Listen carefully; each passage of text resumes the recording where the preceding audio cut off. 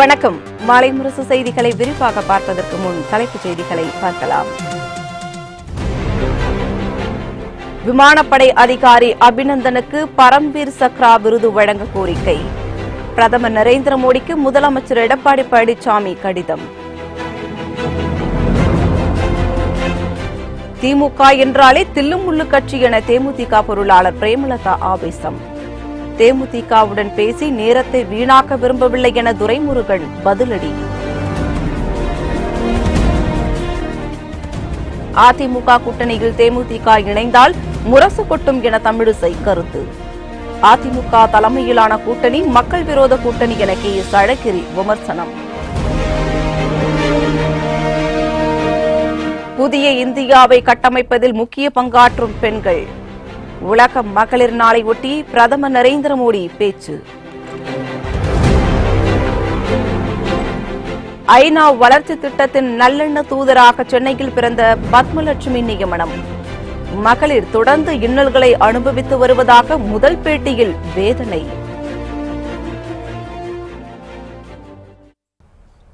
இனி விரிவான செய்திகளை பார்க்கலாம். விமானப்படை அதிகாரி அபிநந்தனுக்கு பரம்வீர் சக்ரா விருது வழங்க வேண்டும் என பிரதமர் நரேந்திர மோடிக்கு தமிழக முதலமைச்சர் எடப்பாடி பழனிசாமி கோரிக்கை விடுத்துள்ளார். இது தொடர்பாக பிரதமருக்கு எழுதியுள்ள கடிதத்தில் புல்வாமா தீவிரவாத தாக்குதலில் CRPF வீரர்கள் 40 பேர் கொல்லப்பட்டதையும் அதற்கு பதிலடியாக பாகிஸ்தான் ஜெய்ஷ் இ முகமது தீவிரவாத முகாம் மீது இந்திய விமானப்படை தாக்குதல் நடத்தியதையும் குறிப்பிட்டுள்ளார். இந்திய எல்லைக்குள் வர முயன்ற பாகிஸ்தான் போர் விமானம் இந்தியாவின் MiG-21 போர் விமானத்தால் சுட்டு வீழ்த்தப்பட்டதையும் குறிப்பிட்டுள்ளார். MiG-21 விமானத்தை இயக்கிய விங் கமாண்டர் அபிநந்தன் பாகிஸ்தான் படையினரால் சிறைபிடிக்கப்பட்டதையும் குறிப்பிட்டுள்ளார். பிரதமரின் ராஜதந்திர நடவடிக்கையாலும் உலக நாடுகளின் அழுத்தத்தாலும் அபிநந்தனை பாகிஸ்தான் அரசு விடுதலை செய்ததையும் குறிப்பிட்டுள்ளார். இக்கட்டான சூழ்நிலையிலும் தீரத்துடன் செயல்பட்ட அபிநந்தனின் துணிச்சலை பாராட்டி அவருக்கு ராணுவத்தின் உயரிய விருதான பரம்வீர் சக்ரா விருது வழங்க வேண்டும் என முதலமைச்சர் எடப்பாடி பழனிசாமி வலியுறுத்தியுள்ளார். கூட்டணி விவகாரத்தில் தெளிவாக இருப்பதால் எந்த இழுபறியும் கிடையாது என தேமுதிக பொருளாளர் பிரேமலதா விஜயகாந்த் தெரிவித்துள்ளார்.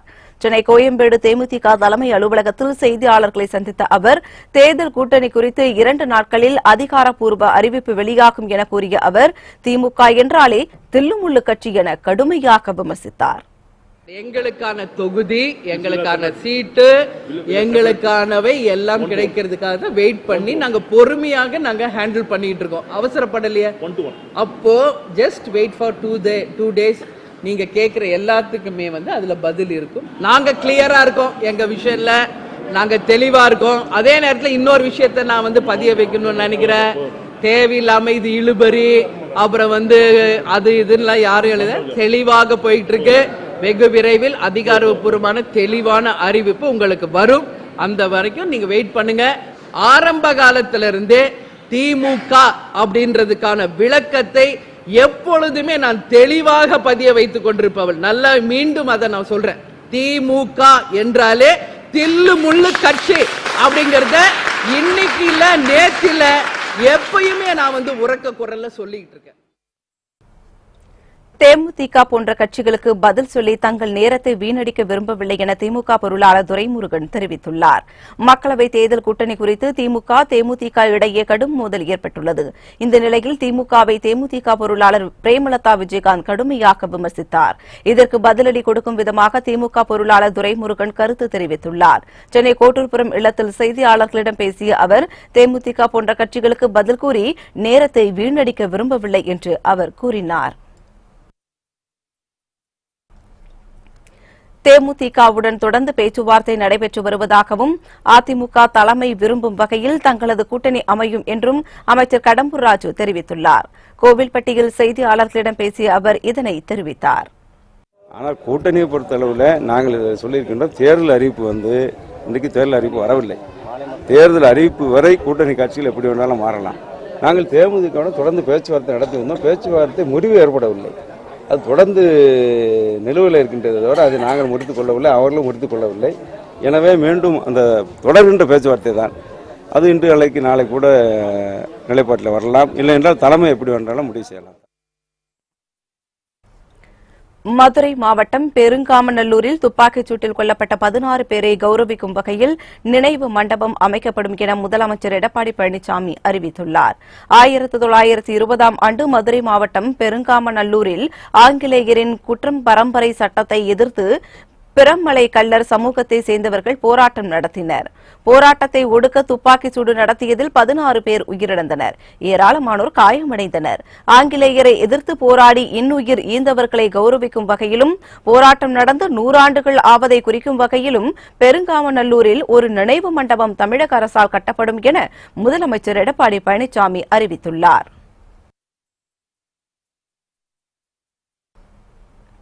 அதிமுகவிலிருந்து நீக்கப்பட்ட முன்னாள் எம்பி கே.சி. பழனிசாமி மீண்டும் அதிமுகவில் சேர்த்துக் கொள்ளப்பட்டார். அதிமுகவில் செய்தி தொடர்பாளராக இருந்த முன்னாள் எம்பி கே.சி. பழனிசாமி தலைமைக்கு எதிராக கருத்து கூறியதாக கூறி கடந்த ஆண்டு மார்ச் மாதம் கட்சியின் அடிப்படை உறுப்பினர் பொறுப்பிலிருந்து நீக்கப்பட்டார். இந்நிலையில் இன்று சென்னை ராயப்பேட்டையில் உள்ள அதிமுக தலைமையகத்தில் ஒருங்கிணைப்பாளர் ஓ பன்னீர்செல்வம், இணை ஒருங்கிணைப்பாளர் எடப்பாடி பழனிசாமி ஆகியோர் முன்னிலையில் கே.சி. பழனிசாமி மீண்டும் இணைந்தார்.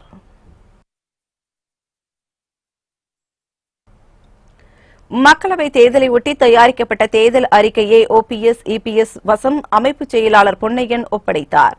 சென்னை ராயப்பேட்டையில் உள்ள அதிமுக தலைமை அலுவலகத்தில் சர்வதேச மகளிர் தினம் கொண்டாடப்பட்டது.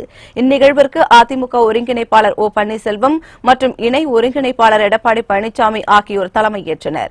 இதில் மூத்த அமைச்சர்கள், அதிமுக தலைமை கழக நிர்வாகிகள், மகளிர் அணியினர் பங்கேற்றனர். மகளிர் தின விழாவையொட்டி அதிமுக மகளிர் அணி சார்பில் கேக் வெட்டி கொண்டாடப்பட்டது. பின்னர் நலத்திட்ட உதவிகள் வழங்கப்பட்டன. அப்போது நாடாளுமன்ற தேர்தலையொட்டி அதிமுக சார்பில் தயாரிக்கப்பட்ட தேர்தல் அறிக்கையை ஓபிஎஸ் இபிஎஸ் வசம் அமைப்பு செயலாளர் பொன்னையன் ஒப்படைத்தார். இதில் ஏதேனும் திருத்தங்கள் இருப்பின் அதனை மேற்கொண்டு முழு வடிவத்துடன் அதிமுக தேர்தல் அறிக்கை வெளியிடப்படும் என தெரிவிக்கப்பட்டுள்ளது.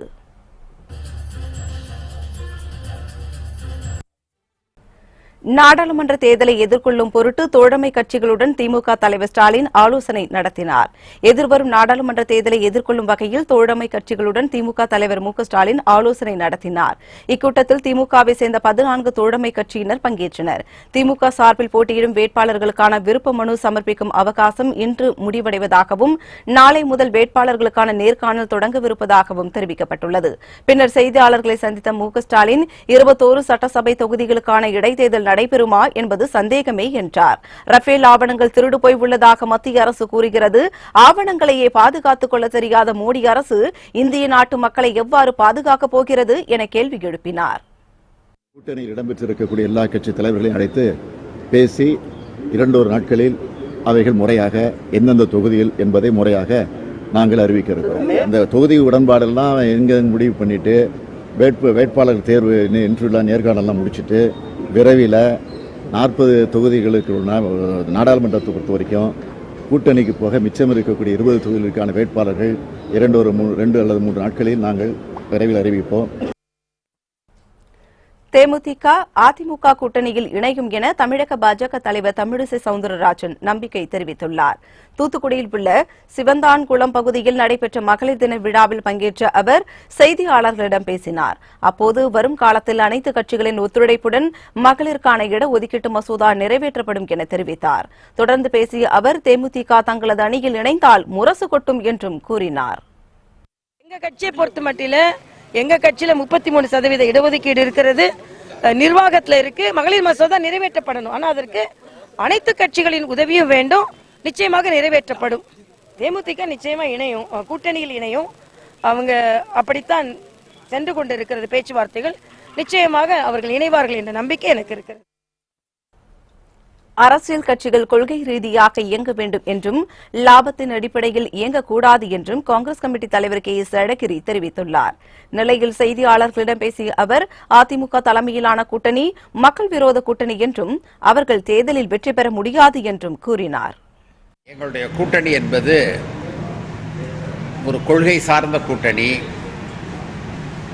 இந்திய மக்களை அன்பாக வைத்திருக்க வேண்டும், ஒற்றுமையாக வைத்திருக்க வேண்டும்.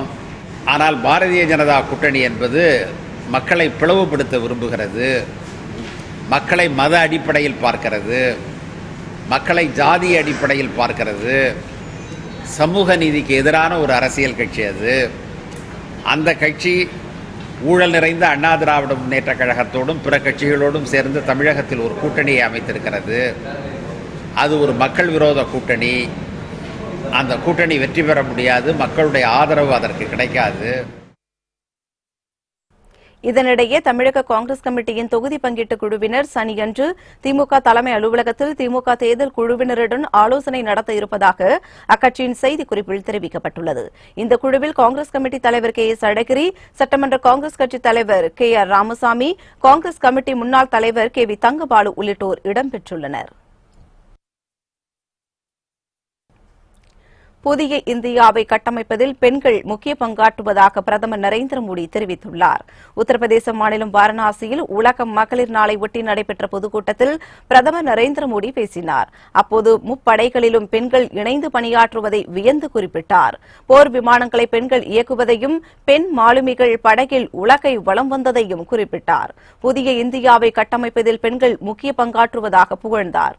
புதிய இந்தியாவின் புதிய பண்பாட்டை உருவாக்குவதில் பெண்களின் செயல்திறன் மிக்க பங்கேற்பும் நல்லாசியும் மிகவும் முக்கியமானது என்றும் மோடி குறிப்பிட்டார். முன்னதாக காசி விஸ்வநாதர் கோவிலிலும் பிரதமர் மோடி வழிபாடு நடத்தினார். உச்சநீதிமன்றம் நியமித்துள்ள அயோத்தி சமரச குழுவில் இடம்பெற்றுள்ள 3 பேரும் தமிழர்கள் என்பது குறிப்பிடத்தக்கது. அயோத்தி விவகாரத்தில் சமரச பேச்சுவார்த்தை நடத்த மத்தியஸ்தர் குழுவின் தலைவராக இப்ராஹிம் கலிஃபுல்லாவை நியமித்து 5 பேர் கொண்ட உச்சநீதிமன்ற அமர்வு உத்தரவிட்டுள்ளது. இக்குழுவின் மற்ற உறுப்பினர்களாக ஸ்ரீ ரவிசங்கர் மற்றும் ஸ்ரீ ராம்பஞ்சு ஆகியோர் நியமனம் செய்யப்பட்டுள்ளனர். உச்சநீதிமன்றம் அமைத்துள்ள மத்தியஸ்த குழுவில் இடம்பெற்றுள்ள 3 பேரும் தமிழகத்தை சார்ந்தவர்கள் என்பது குறிப்பிடத்தக்கது. இதில் ஓய்வு பெற்ற உச்சநீதிமன்ற நீதிபதி இப்ராஹிம் கலிஃபுல்லா காரைக்குடியை சேர்ந்தவர். வாழும் கலை அமைப்பின் நிறுவனரான ஸ்ரீ ரவிசங்கர் கும்பகோணம் அடுத்த பாபநாசத்தில் பிறந்தவர். மூத்த வழக்கறிஞராக பணியாற்றிய ஸ்ரீ ராம்பஞ்சு சென்னையை சேர்ந்தவர் என்பது குறிப்பிடத்தக்கது. ஐநா முன்னேற்ற திட்ட நல்லெண்ண தூதராக தமிழகத்தில் பிறந்த அமெரிக்க வாழ் இந்தியரான பத்மா லட்சுமி நியமிக்கப்பட்டுள்ளார். தமிழகத்தில் சென்னையில் பிறந்த அவர் தமது தாயின் மருத்துவ பணியை ஒட்டி அமெரிக்காவின் நியூயார்க்கிற்கு இடம்பெயர்ந்தார். மாடல் அழகி, உணவுத்துறையில் நிபுணத்துவம் பெற்றவர், டாப்செஃப் நிறுவனத்தின் செயல் அதிகாரி உள்ளிட்ட பல பொறுப்புகளை வகிக்கும் அவர் ஐக்கிய நாடுகள் சபை முன்னேற்ற திட்டத்திற்கான நல்லெண்ண தூதராக நேற்று அறிவிக்கப்பட்டார். இதனையடுத்து செய்தியாளர்களிடம் பேசிய அவர் பல்வேறு நாடுகளில் ஏழ்மை ஒழிந்தாலும் பாலினம், வயது, இனம் ஆகியவற்றின் கீழான பாகுபாடு ஒழியவில்லை என்றார். உலகில் பல பெண்கள் இன்றளவும் சில மோசமான பாகுபாட்டால் துன்பங்களை சந்தித்து வருவதை மகளிர் தினத்தை ஒட்டி நினைவு கூறுவதாகவும் ஐநா முன்னேற்ற திட்ட நல்லெண்ண தூதராக நியமிக்கப்பட்டுள்ள பத்மா லட்சுமி தெரிவித்துள்ளார். இவர் உலக இஸ்லாமிய நாடுகளால் தலைக்கு விளை வைக்கப்பட்ட பிரபல எழுத்தாளர் சல்மான் ருஷ்டியின் காதலர் என்பது குறிப்பிடத்தக்கது. மக்களவைத் தேர்தலில் போட்டியிடுவதற்காக மிசோரம் ஆளுநர் பதவியிலிருந்து கும்மனம் ராஜசேகரன் விலகியுள்ளார். கேரள மாநில பாஜக தலைவராக இருந்த கும்மனம் ராஜசேகரன் கடந்த ஆண்டு மே மாதம் மிசோரம் மாநில ஆளுநராக நியமிக்கப்பட்டார். பதவியேற்று ஓராண்டுக்குள் அவர் பதவியிலிருந்து விலகியுள்ளார். அவரது பதவி விலகலை குடியரசுத் தலைவர் ராம்நாத் கோவிந்த் ஏற்றுக்கொண்டார். வரும் மக்களவைத் தேர்தலில் திருவனந்தபுரம் தொகுதியிலிருந்து கும்மனம் ராஜசேகரன் போட்டியிட உள்ளதாகவும் அதற்காகவே ஆளுநர் பதவியிலிருந்து விலகியதாக கூறப்படுகிறது. இந்த தகவலை கேரள மாநில பாஜக தலைவர் ஸ்ரீதரன் பிள்ளை உறுதிப்படுத்தியுள்ளார். உலக மகளிர் தினத்தையொட்டி சென்னை கோயம்பேட்டில் உள்ள தேமுதிக தலைமை அலுவலகத்தில் கேக் வெட்டி கொண்டாடப்பட்டது. உலக மகளிர் தினம் இன்று பல்வேறு பகுதிகளில் சிறப்பாக கொண்டாடப்பட்டு வருகிறது. இதன் ஒரு பகுதியாக சென்னை கோயம்பேட்டில் உள்ள தேமுதிக கட்சி அலுவலகத்தில் மகளிர் தின விழா கேக் வெட்டி கொண்டாடப்பட்டது. இந்நிகழ்ச்சியில் தேமுதிக பொருளாளர் பிரேமலதா விஜயகாந்த், துணை செயலாளர் LK சுதீஷ் உள்ளிட்ட பலர் பங்கேற்றனர். புதுச்சேரி வானரப்பேட்டை பகுதியில் வெடிகுண்டு வைத்திருப்பதாக தொலைபேசியில் வந்த மிரட்டலை அடுத்து போலீசார் அதிரடி சோதனையில் ஈடுபட்டனர். புதுச்சேரி வானரப்பேட்டை பகுதியில் வெடிகுண்டு வைத்திருப்பதாக முதலையார்பேட்டை காவல் நிலையத்திற்கு தொலைபேசியில் மர்ம நபர்கள் தகவல் கொடுத்தனர். இதுகுறித்து அதிகாரிகள் வெடிகுண்டு தடுப்பு பிரிவு போலீசாருக்கு தகவல் கொடுத்தனர். பின்னர் வெடிகுண்டு தடுப்பு பிரிவு போலீசார் மோப்பநாய் உதவியுடன் வானரப்பேட்டை பகுதி முழுவதும் தீவிர சோதனையில் ஈடுபட்டனர். தொடர்ந்து பல்வேறு இடங்களில் சோதனை மேற்கொண்டும் எதுவும் கிடைக்கவில்லை. இதுகுறித்து வழக்கு பதிவு செய்த போலீசார் மர்ம நபர்களை வலைவீசி தேடி வருகின்றனர். வாகன ஆர்சி புத்தகம், ஓட்டுநர் உரிமம் உள்ளிட்டவற்றை பிளாஸ்டிக் அட்டை வடிவத்தில் வழங்க மத்திய அரசு அறிவித்துள்ளது. நாடு முழுவதும் அனைத்து வாகனங்களுக்கான ஆர்சி புத்தகம் உரிமையாளரின் படத்துடன் காகித வடிவத்தில் வழங்கப்பட்டு வருகிறது. இந்நிலையில் ஓட்டுநர் உரிமம், ஆர்சி புத்தகம் ஆகியவற்றை காகித வடிவத்தில் வழங்கியதை கைவிட்டு பிளாஸ்டிக் அட்டை வடிவத்தில் வழங்க மத்திய தரைவழி போக்குவரத்து மற்றும் நெடுஞ்சாலைத்துறை அமைச்சகம் முடிவு செய்துள்ளது. இது தொடர்பான புதிய விதிமுறைகளை அமைச்சகம் உருவாக்கியுள்ளது. தரமான பிளாஸ்டிக் அட்டைகளை அந்தந்த மாநில அரசுகள் தயாரித்து விநியோகம் செய்து கொள்ளலாம் என்றும் தெரிவிக்கப்பட்டுள்ளது. துரைமுருகன் வீட்டை முற்றுகையிட்டு தேமுதிகவினர் கடும் விளைவுகளை சந்திக்க நேரிடும் என மதிமுக பொதுச் செயலாளர் வைகோ எச்சரித்துள்ளார். திமுகவினருக்கு பாதுகாப்பு அரணாக தாங்கள் இருப்பதாக மதிமுக பொதுச் செயலாளர் வைகோ தெரிவித்துள்ளார். திருச்சி மாவட்டத்தில் மதிமுக சார்பில் நடைபெற்ற மகளிர் தின விழாவில் கலந்து கொண்ட பின் செய்தியாளர்களிடம் பேசிய அவர் இதனை தெரிவித்தார். மதச்சார்பின்மையை காக்க வேண்டும் என்பதற்காக திமுக கூட்டணிக்கு ஆதரவு அலை வீசி வருவதாக குறிப்பிட்ட அவர் தங்கள் கூட்டணி மாநில நலனை காக்கும் கூட்டணியாக இருக்கும் என நம்பிக்கை தெரிவித்தார். மேலும் துரைமுருகன் வீட்டை முற்றுகையிட்ட தேமுதிகவினருக்கு கண்டனம் தெரிவித்த வைகோ தேமுதிகவினர் கடுமையான விளைவுகளை சந்திக்க நேரிடும் எனவும் எச்சரித்தார். அனைத்தையும் மீறி ஒரு அலை வீசுகிறது. திமுக தலைமையிலான அணிக்கு ஆதரவு அலை வீசுகிறது. உபகண்டமெங்கும் மதச்சார்பின்மையை காக்க வேண்டும். பல்வேறு கலாச்சாரங்கள், பண்பாடுகள், பல மதங்கள் கொண்ட இந்த நாட்டினுடைய ஜனநாயகத்தை காக்க வேண்டும் என்பதனால் மோடி எதிர்ப்பு அலை வீசுகிறது. என் ஆறுயிர் சகோதரர் துரைமுருகன் வீட்டை முற்றுகையிடுகிறது. இப்படிப்பட்ட முயற்சிகளை முளையிலேயே கிள்ளி எறிய வேண்டும். இந்த மாதிரி வேலையில் ஈடுபட்டு விபரீதத்தை விலைக்கு வாங்கிக் கொள்ளாதீர்கள் என்று எச்சரிக்கிறேன். இந்த நடவடிக்கைக்கு பலத்த கண்டனத்தை தெரிவித்துக் கொள்கிறேன். டிடிவி தினகரனுடன் இணைந்து வருகிற நாடாளுமன்ற தேர்தலை சந்திக்க உள்ளதாக தமிழக வாழ்வுரிமை கட்சி தலைவர் வேல்முருகன் சூசகமாக தெரிவித்துள்ளார். சென்னை பத்திரிகையாளர்கள் மன்றத்தில் செய்தியாளர்களை சந்தித்த தமிழக வாழ்வுரிமை கட்சி தலைவர் வேல்முருகன் பணத்திற்காகவும் பதவிக்காகவும் தற்போது கட்சிகள் கூட்டணி அமைத்து வருவதாக குற்றம் சாட்டினார். நாடாளுமன்ற தேர்தல் கூட்டணி குறித்து நாளை மறுநாள் வடலூரில் நடைபெறும் பொதுக்குழு கூட்டத்தில் அறிவிக்கப்படும் என்று கூறினார். மேலும் பத்திரிகையாளர்களை ஆதரிக்கும் ஒரு கட்சியின் தலைவரோடு கூட்டணி வைக்க வாய்ப்புள்ளது என்றும் சூசகமாக தெரிவித்துள்ளார். தமிழ்நாட்டில் இருக்கிற அனைத்து அரசியல் கட்சிகளும் தேர்தலில் யாரோடு கூட்டணி வைக்கலாம், கூட்டணி வைத்து சீட்டும் நோட்டு பெறலாம் என்பதை குறித்து தமிழகம் தொடர்ந்து அரசியல் கட்சிகள் உங்களுக்கு பத்திரிகை நண்பர்களுக்கு பரபரப்பான செய்திகளை தந்து கொண்டிருக்கிறார்கள். பொதுக்குழுவில் இருக்கிற நிர்வாகிகளுக்கு வாசித்து அவருடைய அனுமதி பெற்று அவருடைய ஒப்புதலை பெற்று நாங்கள் இதை ஏற்றுக்கொள்கின்ற அல்லது ஏற்றுக்கொண்ட எங்களோடு பல கட்ட போராட்டத்தில் வந்து எங்களோடு கைகோர்த்து இந்த எடப்பாடிக்கு எதிராகவும் இந்த பாசிச நரேந்திர மோடிக்கு எதிராகவும் ஓங்கி குரல் கொடுக்கின்ற குறிப்பா பத்திரிகை நண்பர்கள் எல்லாம் என்ன சொல்லுவாங்க, சிரித்த முகத்தோடு எதிர்கொள்கின்ற ஒரு தலைமையோடு நாங்க ஓப்பனா சொல்றேன். அதான் நாங்க எனக்கு அதிகாரம், எங்க கட்சி செயற்குழு இந்த பேரணி முடிஞ்ச பிறகு இதே பத்திரிகையாளர் மன்றத்தில் கூடி யாரோட கூட்டணி வைக்கலாம் என்கிற அதிகாரம் எனக்கு தரப்பட்டிருக்கிறது. அந்த அதிகாரத்தின் அடிப்படையிலும் வேறு ஒரு கோரிக்கையும் எங்களுக்கு வந்திருக்கிறது. தமிழக மக்களின் நலன் கருதியே அமமுக தேசிய கட்சிகளுடன் கூட்டணி வைக்கவில்லை என தங்க தமிழ்ச்செல்வன் தெரிவித்துள்ளார். தேனி மாவட்டம் ஆண்டிப்பட்டியில் அம்மா மக்கள் முன்னேற்றக் கழக கொள்கை பரப்பு செயலாளர் தங்க தமிழ்ச்செல்வன் செய்தியாளர்களை சந்தித்தார். அப்போது பேசிய அவர் மக்களை தேர்தலில் எஸ்டிபிஐ கட்சிக்கு ஒரு தொகுதி ஒதுக்கப்பட்டுள்ளதாகவும் இன்னும் சில கட்சிகளுடன் பேச்சுவார்த்தையில் ஈடுபட்டு வருவதாகவும் தெரிவித்தார். மக்களவைத் தேர்தலில் அமமுக அனைத்து தொகுதிகளிலும் வெற்றி பெறும் எனவும் தங்க தமிழ்ச்செல்வன் தெரிவித்தார். எஸ்டிபிஐயோட கூட்டணி வச்சாச்சு, ஒரு தொகுதி கொடுத்தாச்சு. இன்னும் 2 கட்சி கூட பேசிக்கிட்டு இருக்காங்க. இந்த 2-3 நாளில் இறுதி செய்யப்படும். குறைந்தது 38 சீட்டில் நிற்போம்னு தெளிவாக சொல்லியிருக்கோம். அது நடக்கும். தமிழ்நாட்டுடைய நலன் பாதுகாக்கத்தான் நாங்கள் எந்த கட்சி இதில் தேசிய கட்சியோட சேராமல் மாநில கட்சிகளோடு சேர்ந்து இப்போ தேர்தலை சந்திக்கிறோம். மக்கள் பிடித்த தலைமை நாங்கன்றதை நிரூபிப்போம். சர்வதேச மகளிர் தினத்தை ஒட்டி சென்னை காவல்துறை ஆணையர் அலுவலகத்தில் மகளிர் தின விழா சிறப்பாக கொண்டாடப்பட்டது. சர்வதேச மகளிர் தினம் இன்று பல்வேறு இடங்களில் கோலாகலமாக கொண்டாடப்பட்டு வருகிறது. இதன் ஒரு பகுதியாக சென்னை வேப்பேரியில் உள்ள காவல்துறை ஆணையர் அலுவலகத்தில் மகளிர் தின விழா சிறப்பாக கொண்டாடப்பட்டது. அப்போது சென்னை காவல்துறை ஆணையர் AK விஸ்வநாதன் பெண் காவலர்களுக்கு மகளிர் தின வாழ்த்துக்களை கூறி கௌரவித்தார். இதனைத் தொடர்ந்து சாதனை படைத்த பெண் காவலர்களின் முகங்களை ஒன்றிணைத்தும் மகளிர் தின இலச்சினை பதிவிட்டும் பெண் காவலர்கள் தங்கள் மகிழ்ச்சியை வெளிப்படுத்தினர். அப்போது ஆண் பெண் பாகுபாடின்றி வாழ வேண்டும் என்பதை வலியுறுத்தும் விதமாக காவலர்களின் பேரணியும் நடைபெற்றது.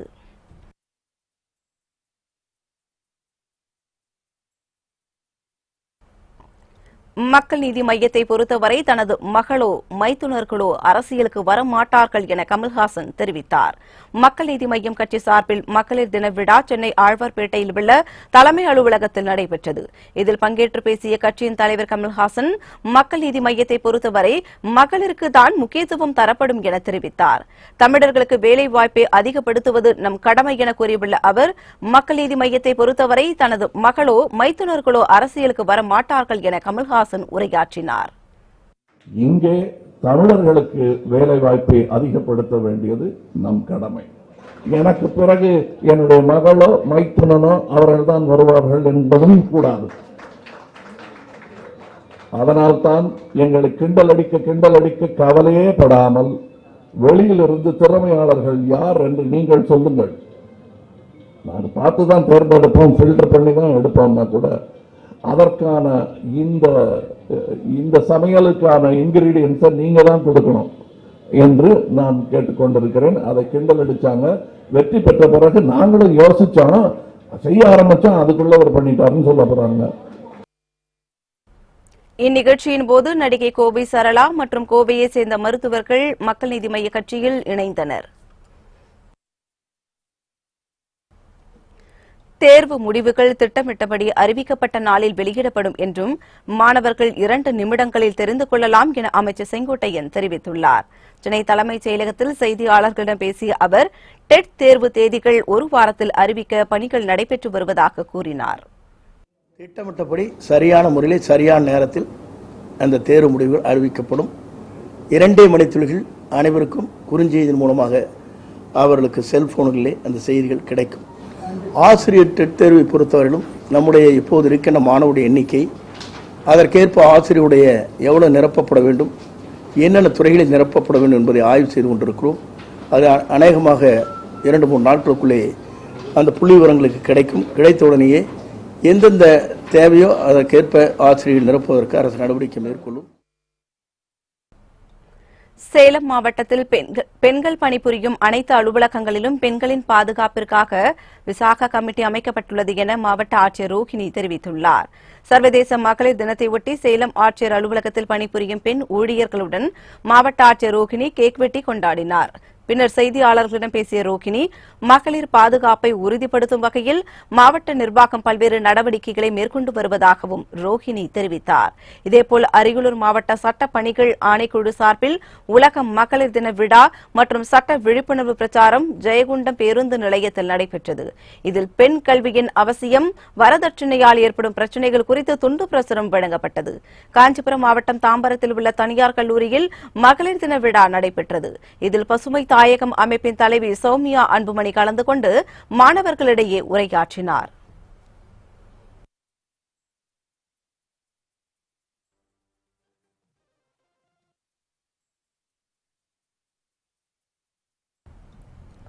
புத்தம்புதிய செய்திகள் அவ்வப்போது முழுமையாக மாலை முரசு தொலைக்காட்சி வழங்கும்.